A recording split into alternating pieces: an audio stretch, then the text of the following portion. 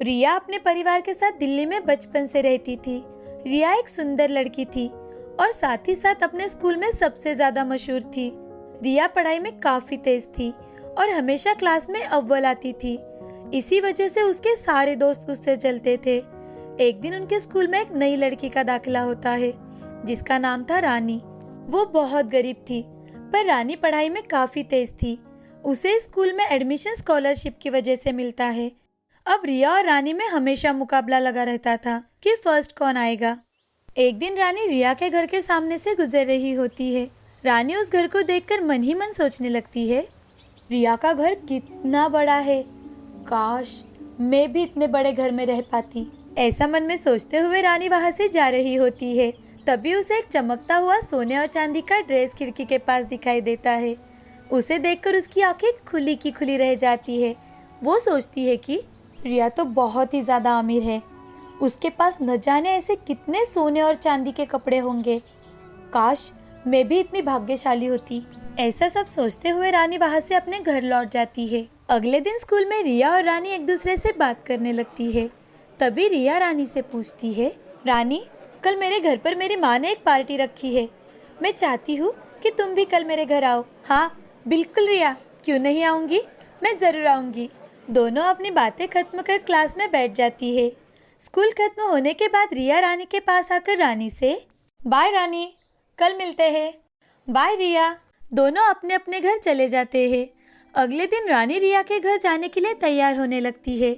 तभी रानी की माँ जया उसके पास आकर उससे पूछती है, अरे रानी बिटिया, ये क्या, कहाँ जाने की तैयारी हो रही है तुम्हारी, और तुम्हारी पढ़ाई कौन करेगा? माँ, मुझे रिया ने पार्टी के लिए उसके घर पर इनवाइट किया है, प्लीज जाने दो ना माँ, मैं घर आकर अपनी सारी पढ़ाई पूरी कर लूंगी। माँ प्लीज जाने दो ना माँ। ठीक है जाओ, पर समय से वापस लौट आना। रानी ये सुनकर बहुत खुश हो जाती है। जैसे ही रानी रिया के घर पहुंचती है, वो वहां का नजारा देखकर दंग रह जाती है। वो बस इधर उधर देखती ही रह जाती है। रानी इतनी सारी सजावट और इतने सारे लोग देखकर चौंक जाती है। थोड़ी ही देर में रानी रिया के पास जाती है और रिया से, रिया तुम्हारी माँ ने तो घर को बहुत सुंदर तरीके से सजाया है। नहीं रानी, तुम गलत सोच रही हो, माँ ने नहीं, यह सब तो हमारे नौकरों ने किया है। ओह अच्छा। रिया, मेरे पेट में तो ना बहुत चूहे दौड़ रहे हैं, चलो ना कुछ खाते हैं, और मुझे बताओ तो सही आखिर खाने में क्या क्या है। रानी तुम चलो तो सही, तुम खुद ही देख लेना क्या क्या है। तब अचानक रानी को सोने और चांदी के ड्रेस की याद आती है। इसीलिए वो रिया से पूछती है, रिया यहाँ बाथरूम कहाँ है, मैं बस 2 मिनट में जाकर आती हूँ। देखो तुम आगे से सीधा जाकर राइट में जाओ, वहीं पर है, पर संभल कर जाना, गुम मत हो जाना कहीं। रानी मन ही मन सोचती है, चलो अब मुझे ड्रेस देखने का मौका तो मिला। रानी जानबूझकर रिया के कमरे की ओर जाती है और इधर उधर देखती है, पर वो ड्रेस कहीं नहीं दिखाई देती। थोड़ी ही देर में वो फिर से वापस पार्टी में लौट आती है। अरे रानी, तुमने आने में इतनी देर क्यों लगा दी? यहाँ तो डांस भी शुरू हो गया है, चलो ना हम भी डांस करते हैं। रिया, मैं गलती से तुम्हारे कमरे में चली गई थी। फिर रिया रानी का हाथ पकड़ उसे डांस करने के लिए ले जाती है। दोनों खूब डांस करते हैं और खूब मौज मस्ती भी करते हैं।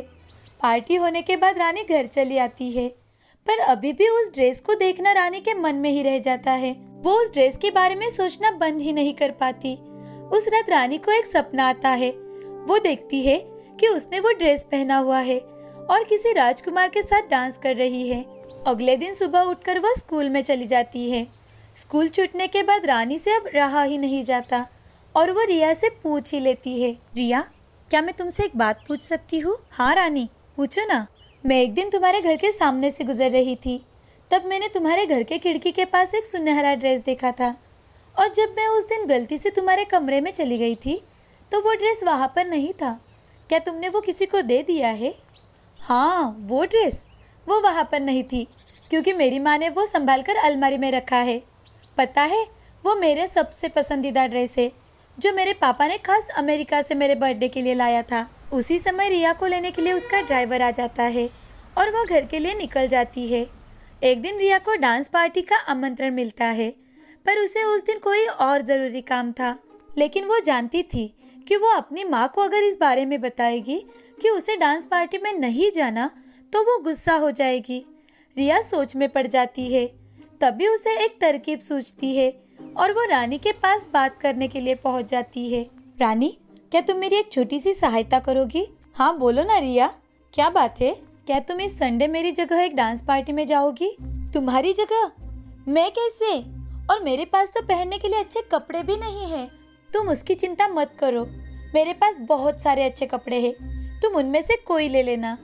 पर मैं कैसे? मुझे याद है तुम्हें मेरी एक ड्रेस बहुत पसंद आई थी ना, मैं तुम्हारे लिए कल वही ड्रेस लेकर आऊंगी। फिर अगले ही दिन रिया वो ड्रेस लाकर रानी को देती है और कहती है कि रानी, सिर्फ एक बात याद रखो, गलती से भी तुम वहाँ अपना नाम किसी को नहीं बताओगी, वरना मेरी माँ को पता चल जाएगा और वो गुस्सा हो जाएंगी और हम पकड़े भी जाएंगे। हाँ, मैं किसी को पता नहीं चलने दूंगी, तुम चिंता मत करो। थोड़े ही दिनों में संडे आ जाता है और अब रानी सोचती है कि अगर उसकी माँ को सच बताया जाए कि वो रिया की जगह जाने वाली है तो वो कभी उसे जाने नहीं देंगी। इसीलिए वो अपनी माँ से झूठ बोलती है। माँ, मैं रिया के घर पढ़ने के लिए जा रही हूँ, वहीं से खाना खाकर आऊँगी। ठीक है जाओ, पर 10 बजे से पहले घर आ जाना, वरना तुम्हारे पापा का गुस्सा तो जानती हो ना। हाँ माँ, मैं 10 बजे तक घर पर पक्का आ जाऊँगी। रानी वो ड्रेस पहनकर पार्टी में जाती है और सारे लोग बस उसे ही देखने लगते हैं। रानी जो बोलती है सब वैसे ही करने लगते हैं। फिर उसे पता चलता है कि ये ड्रेस कोई साधारण ड्रेस नहीं है, बल्कि एक जादुई ड्रेस है। वो बहुत खुश होती है क्योंकि सब उसके और ड्रेस मान रहे थे। वो खूब मज़े करती है और नाचते नाचते उसे पता ही नहीं चलता कि 10 बजने वाले हैं। जब 5 मिनट बाकी होते हैं, वो अपना ड्रेस बदलने के लिए भागते हुए बाथरूम में जाती है। जल्दबाजी में अपनी ड्रेस बदलकर जादुई ड्रेस वहीं पर भूल जाती है और घर के लिए निकल पड़ती है। आधे रास्ते तक आने के बाद उसे अचानक से याद आता है कि वो ड्रेस वही भूल के आई है। इसीलिए वो रिया के ड्राइवर को वापस उसी जगह ले जाने के लिए कहती है। पर रानी वहां जाकर देखती है तो उसे वो ड्रेस कहीं नहीं दिखाई देती। वो उसे बहुत ढूंढती है, लेकिन उसे वो ड्रेस वापस नहीं मिलती। निराश होकर रानी घर चली आती है और बहुत रोने लगती है। उसे लगता है कि वो असली सोने और चांदी की ड्रेस थी। इसीलिए वो घबराकर सारी बात अपनी माँ को बताती है। कितनी लापरवाह हो तुम, तुम्हारी वजह से तो हम सब सड़क पर आ जाएंगे, भीख मांगने के लायक भी नहीं बचेंगे। किसने कहा था तुम्हें सोने और चांदी की ड्रेस पहनकर कहीं जाने को? तुम्हारी गलती की सजा हम सबको भुगतनी पड़ेगी। रानी पूरी रात सोच सोच कर रोने लगी। वो पूरी रात सो नहीं पाती। अगले दिन वो शर्म के मारे रिया को सीधे मुंह देख भी नहीं पाती। रानी सर झुकाकर उसके सामने खड़ी होती है। तब रिया उससे पूछती है, हाय रानी, तुम्हारी कल की पार्टी कैसी थी? रानी बिना कुछ कहे वहाँ से रोती हुई भाग जाती है। उसी रात रानी जब अपने कमरे में आती है तो बिस्तर की ओर देखकर बिल्कुल हैरान हो जाती है। रानी देखती है कि उसका वो ड्रेस सही सलामत उसके बिस्तर पर है। फिर अचानक वो ड्रेस बोलने लगता है, रानी, उस पार्टी में एक लड़की ने मुझे चोरी कर लिया था। वो मुझे बाजार में बेचने वाली थी, पर आज तक मैंने तुम्हारे जैसी लड़की कहीं नहीं देखी। तुम बहुत मेहनती लड़की हो, इस ड्रेस की सही हकदार हो। मैं जानती हूँ कि तुम कभी मेरा फायदा किसी गलत काम के लिए नहीं उठाओगी, इसीलिए मैं तुम्हारे पास वापस आ गई। उसी पल फोन की घंटी सुनाई देती है और रानी देखती है कि उसे रिया का फोन आया है। रानी, तुम चाहो तो वो ड्रेस अपने पास रख सकती हो। मुझे पता है तुम्हें वो ड्रेस बहुत पसंद है, तो मेरी तरफ से एक गिफ्ट समझकर अपने पास रख लो। और हाँ, उस दिन मेरी मदद करने के लिए बहुत बहुत शुक्रिया रानी। थैंक यू रिया। अब रिया उस जादुई ड्रेस से जो कुछ भी मांगती थी वो सब कुछ उसे चुटकियों में मिल जाता था। रानी अब उस जादुई ड्रेस की मदद से अपनी ज़रूरत की हर वो चीज़ उसे मांगती है और रानी अपने जैसे गरीब लोगों की मदद भी करने लगी थी। इसी तरह से रानी खुद की और दूसरों की मदद कर हंसी खुशी अपना जीवन बिताने लगी। राजापुर नाम के गांव में राकेश नाम का एक बड़ा ही ईमानदार और नेकदिल इंसान रहा करता था। राजापुर गांव के आसपास एक भी पेट्रोल पंप नहीं था, तो राकेश ने सोचा यहाँ अगर पेट्रोल पंप शुरू कर दिया जाए तो लोगों की कुछ सेवा भी हो जाएगी। लोगों को जिन समस्याओं से जूझना पड़ रहा है उन्हें कुछ राहत मिल जाए। अब राकेश ने पेट्रोल पंप शुरू किया था। आसपास के किसी भी गांव में पेट्रोल पंप ना होने के कारण आसपास के सारे गांव के लोग पेट्रोल भरने के लिए राजापुर आते थे। तो धीरे धीरे राकेश के मन में लालच आने लगा। उसने पेट्रोल में मिलावट करना शुरू किया और उसके साथ ही पेट्रोल के मीटर को इस तरह से सेट किया था कि वो तेज़ी से घूमने लगा। इस कारण गाड़ियों में पेट्रोल कम गिरता था। इसी कारण गाड़ी का माइलेज कम होता था। एक दिन एक व्यक्ति स्कूटर की टाँकी फुल करवा कर राकेश से, अरे राकेश भाई, पहले मैं जब भी गाड़ी का टैंक फुल करवाता था तो स्कूटर 100 किलोमीटर चलता था। अब तो 80 किलोमीटर भी नहीं चलती गाड़ी। गैरेज वाले को पूछा तो वो कहता है स्कूटर में कुछ खराबी नहीं है। अरे भाई, मुझे क्या पता, आपकी स्कूटर पुरानी है, इसी कारण माइलेज कम देती होगी। हमारे यहाँ कुछ भी खराबी नहीं है। जरा आपकी गाड़ी को छेद है क्या देखो। आप गाड़ी के ऊपर भी जरा ध्यान दिया करो। उस व्यक्ति को कुछ भी समझ में नहीं आया और वो पेट्रोल भर के वहाँ से चला गया। उस पेट्रोल पंप पर रोज राजू नाम का एक व्यक्ति पेट्रोल लेने के लिए आता था। उसकी एक छोटे से गांव में दुकान थी। वो राकेश के पेट्रोल पंप से पेट्रोल भरता और गांव जाकर 15 रुपये ज़्यादा लेकर बेचता था। एक दिन राजू राकेश के पास आकर, नमस्ते सर, मैं राजू हूँ। आप तो मुझे जानते ही हो। सर, मुझे आपसे कुछ बात करनी है। जी कहिए। सर, आपके पेट्रोल पंप पर कुछ दिनों से पेट्रोल कम डाल रहे हैं। मैं 1-1 लीटर की बोतल भरकर बेचता हूँ। पिछले कुछ दिनों से अगर मैं 5 लीटर पेट्रोल लेता हूँ तो वो 4 ही लीटर भर रहा है। मेरी आपसे रिक्वेस्ट है कि आप मशीन चेक करवा लीजिए। और साथ ही पेट्रोल में मिलावट है ऐसे लोगों की कंप्लेंट भी आ रही है। जरा जबान संभाल के बात करो। ये क्या कह रहे हो तुम? सरकार भी आकर पेट्रोल की मशीन की जांच करती है और पेट्रोल के हम घर पे बनाते हैं। ज्यादा बकवास की तो मैं तुम्हारी कंप्लेंट करूंगा कि तुम इलीगल पेट्रोल बेचते हो। इसको तो सबक सिखाना ही पड़ेगा। ऐसा सोचकर राजू वहाँ से निकल गया। राकेश दिन ब दिन लोगों से बदतमीजी से बातें करने लगा था। उसे बहुत ही घमंड आ रहा था कि उसके अलावा यहाँ पेट्रोल का राजा कोई नहीं है। एक दिन एक लड़की पेट्रोल पंप पर अपनी कार लेकर आती है। गाड़ी में पेट्रोल बहुत ही कम था तो उसने राकेश के पेट्रोल पंप पर पेट्रोल भरवाया। तभी उसका ध्यान पेट्रोल के कांटे पर गया, जो कि 5 लीटर पेट्रोल भरने पर हाफ पर आ जाता था। लेकिन उस दिन वैसा कुछ भी नहीं हुआ। पेट्रोल भरकर जाते समय उसने अपने दोस्त पार्थ को फ़ोन लगाया, जो कि उस जिले का कलेक्टर था। उसने पार्थ को सारी हकीकत बता दी। उसी समय गांव में पेट्रोल के दाम बढ़ने वाले हैं, ये खबर पहुंचती है। तो गांव के सारे लोग अपनी अपनी गाड़ियां लेकर पेट्रोल पंप भरवाने के लिए लाइन लगाते हैं। उस दिन पेट्रोल पंप पर राकेश अकेला ही था। उसने पेट्रोल खत्म होने तक गाड़ियों में पेट्रोल भरा। उसके बाद, अभी पेट्रोल खत्म हो गया है, किसी को भी नहीं मिल सकता।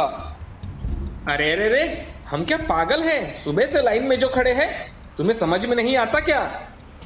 अरे पेट्रोल के दाम बढ़ने वाले हैं इसलिए तुमने लाइन लगाई हुई है। पेट्रोल खत्म हो गया तो इसमें मेरी क्या गलती है?